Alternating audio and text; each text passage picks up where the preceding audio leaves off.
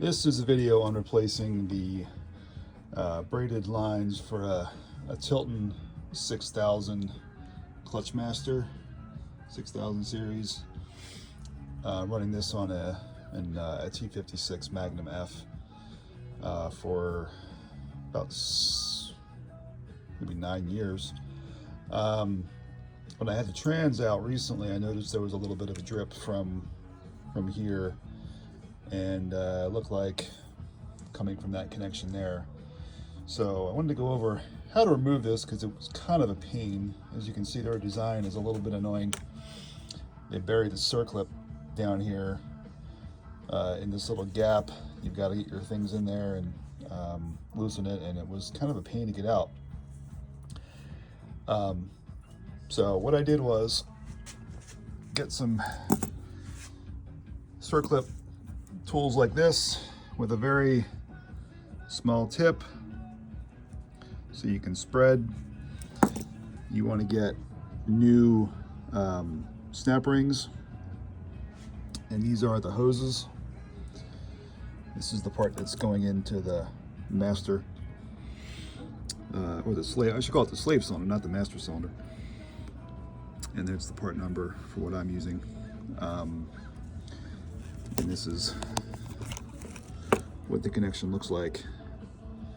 It looks like on mine the O-rings were kind of flattened and one looked like it was a little torn. So here's what I did. Try to get my pliers in there and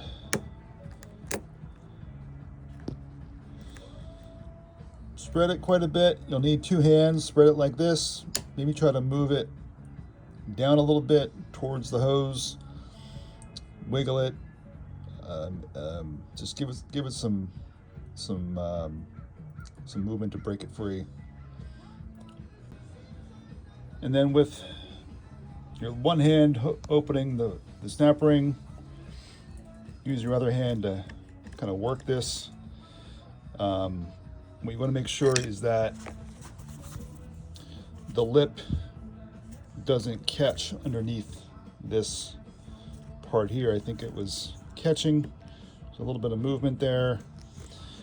What ended up working was me just pulling on it with my hand. The screwdriver did not really work. And I just kind of pulled on it, maybe a little bit of brake clean in there to remove any gunk, and then pop it out. So there's the removed connection. You can see one of my O-rings was a little bit torn. Actually, I don't know if that was from just removal, but they look pretty worn out. And that's, I want to say, 9 years at most on a very, very infrequently driven car. It's not my first car. It's a track car, but I bleed the brakes pretty frequently because it's a track car. And you know, I'm kind of surprised that O-rings kind of gave up. I'm going to see if they sell O-rings and I can keep these as a spare, because otherwise they're in good shape. But kind of disappointing. And then you'll need to fish out the snap ring. Again, that weird, this doesn't come off. If that came off that way, I probably would have a little bit more room, but it doesn't look like it does.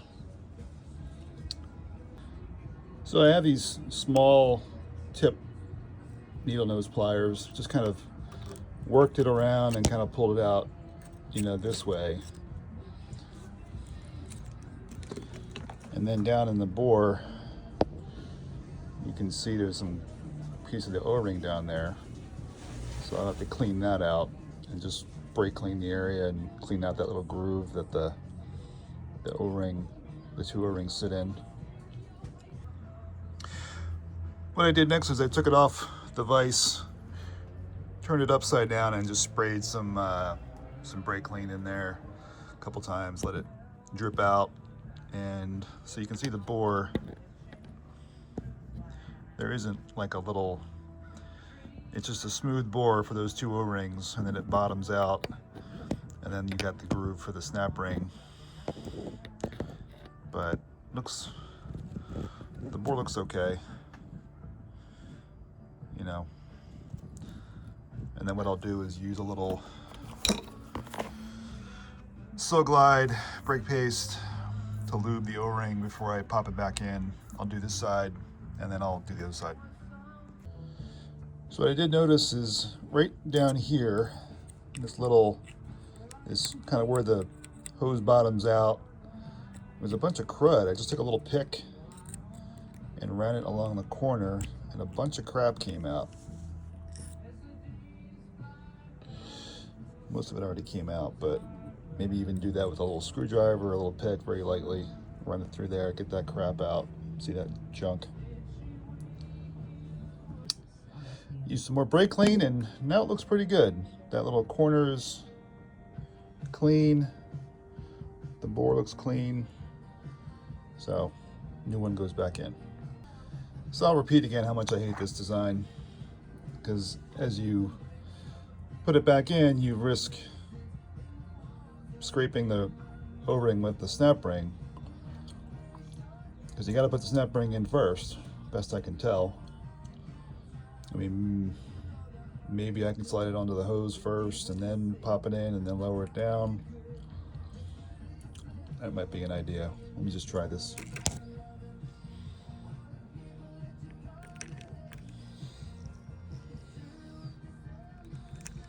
Okay, so there is some room.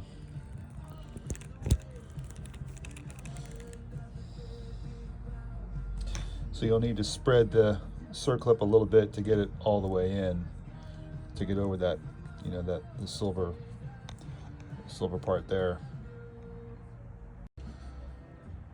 So while you've got this out, one thing I thought it'd be a good idea to do is just check the piston. This is what pushes out when you engage the clutch. It just pops right out. And what I did was I checked the bore here, and that's what rides against this orange seal. It looked good. A little bit of brake clean, wiped it down, put some silicone spray on it, and then I wiped the this part here, and then I got a little clean, like a rag with some brake clean on it, and kind of stuck it in there and rode it around to wipe out that inside of the orange seal, so it looks pretty clean. Since a lot of dirt can probably get in there, and then just kind of push it back on, and then make sure it rides pretty smooth. It does. So, and I also cleaned up the face a little bit, but there's no grooves there. A little bit of wear, but I guess that's normal. And yeah, I think that's all there is to it. Okay, so it's in. What I did was kind of hold the snap ring still while I turn this back and forth, just to make sure it was seated. If it doesn't turn, it might be hung up on something, but you can see it's in there, so it's not coming back out. All right, well, that's all I have for the video. I'll post some part numbers in the description if anybody cares, and let me know if you have any questions.